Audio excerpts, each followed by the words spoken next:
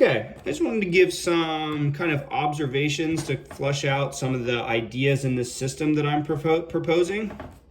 So once again, the system is just a kind of 4-pod attack system with 3 kind of free players using A, B, and C channels as a way of talking about where players should be and what their roles on attack are.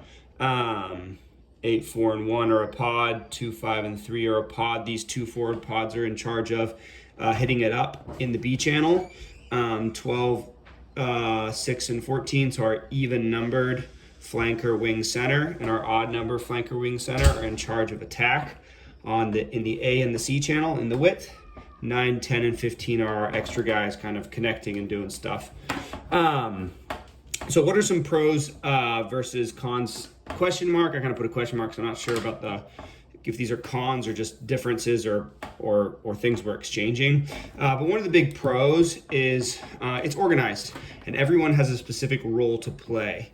And I want to emphasize this point, which I think is really important. This allows us to build our weaker players. I think the more that we don't have a system, the more we're going to have our 4 or 5 best players kind of just doing everything, doing all the carrying, doing all the decision making, doing everything. And then our kind of like 8, 9, 10, maybe even 11 weaker players are just kind of like around sort of doing some stuff with the roles are kind of vague. It seems like unsystematic play tends to mean, the 9 distributes, the 10 tries to get the ball to the backs.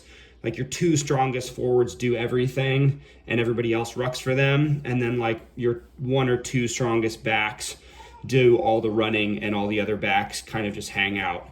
And this tries to move away from that model and give players clear roles. And one of the things that's going to mean is your best players are going to be constrained. Let's say your 8 is an absolute beast and what he wants to do is just run around and do everything and make a million carries. That is not going to be good for his development and it's not going to be good for team cohesion. In the short term, we might play better if we let him do that, but in the long term, we're not. It's not a good way to build a team long term. It's just not, it's not, I don't think it's healthy either for the players. We're not here to win as many games as possible. We're here to develop these players. And if the weaker players aren't doing anything, that's a big problem, I think. They need to have clear responsibilities that they have to fulfill. One of the dangers of that and the potential cons that I could have put here, but I didn't, we will have to rely on weaker players to do things. And I think you could call that a con or a difference. I actually think in a lot of ways, it's a pro. If you only have 5 really strong forwards, then you're going to end up with 3 forwards and they're going to have to be somewhere doing something. And maybe they're your 7 and your 2 and your 1. And those guys are in pods and maybe they aren't doing what they should do.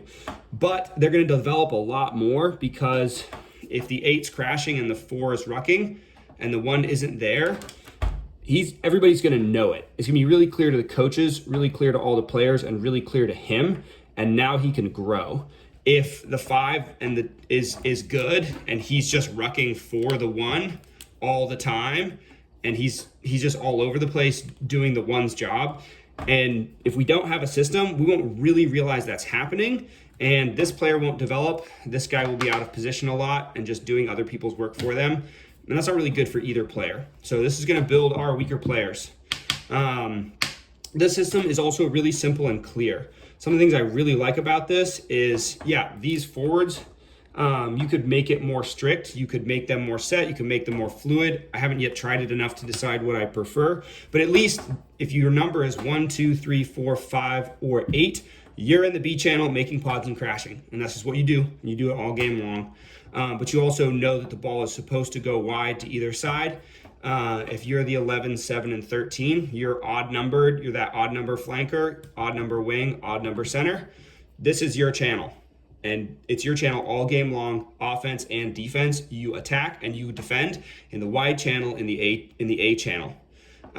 Same thing in the C channel, 12, 6, and 14.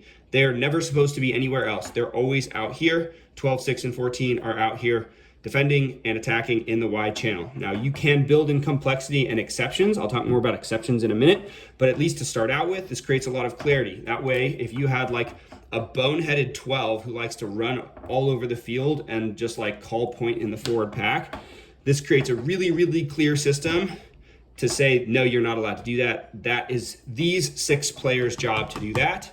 Or these 3 players, their role is to attack here. Your role is to stay here. You have to stay here. And it creates a lot of clarity so those players know exactly what they're supposed to do. This is a pro I'd like to emphasize, which I think has a lot of potential. In the past, I've been pretty a little bit lax about like making sure the 11 is on the left-hand side of the channel and the 14 is on the right. And I've been a little bit lax in which player has which number. But in this system, one of the things I like about it is if we're just really consistent about this wing plays 11 and this other wing plays 14, and those are our 2 main wings. And when we sub guys in, we try to sub them in for the 14 or the 11. It's not the end of the world if it gets changed up, but it allows these players to build chemistry. Okay, if we fairly consistently play a certain player at 13, a certain player at 7, a certain player at 11, these guys are going to play together all the time. And we have clarity about the 7 being on this side, the 11 on this side, and the 13 on this side, and clarity about these guys on this side, and they can start to build some real chemistry and maybe even a little bit of competition. If these guys start smoking it and getting lots of breaks and lots of tries, we can start looking at these guys and be like, hey, 12, 6, 14, do you guys see what these guys are doing? We can point, these guys are doing these things right. Maybe the 13 is really good about calling for the ball and being deep and passing early. And we can start, hey, 12, you need to like look at what he's doing, try to do that, or whatever it is. These players can gain some real clarity and some real chemistry playing together. Same thing with our pods. If they're fairly consistent, maybe we get organized enough to know that, hey, we want our 8 and our, let's say instead of the 2, it's the 5. We want our 8 and our 5 to be our main points. And these guys can change around some, but mostly we want our 2 to be our queen, our 3 to be our jack, and our 5 to be our king. And these guys can get some real chemistry about little tip passes and what they do together in their little mini game. And they can practice and get good chemistry, and we can build them in those roles. This is a big and really obvious one. It probably should be way up at the top of the list. We spread the field in attack space. Oftentimes, we just don't do this nearly well enough, especially when there isn't enough clarity about who's supposed to be in these wide channels. If the 7 and the 13 have a lot of clarity about where they're supposed to be, that will mean we won't just have a wing. Oftentimes, something that will happen is all the backs will go other than a wing and be together, and all the forwards will go and all be together as forwards. And then we'll end up with like basically everybody other than the 11 on half the field. And the 11 is alone out here with no support. And it's poor, it's bad rugby, it's poor space. And it's hard if you don't have clear positions to know whose fault is that. If the 11's the only guy out there, well, who's supposed to be out there with him? Who exactly? Without this system, it's a little bit vague, like somebody should be there with him. But with this system, we can say the 7 and the 13 should be with him.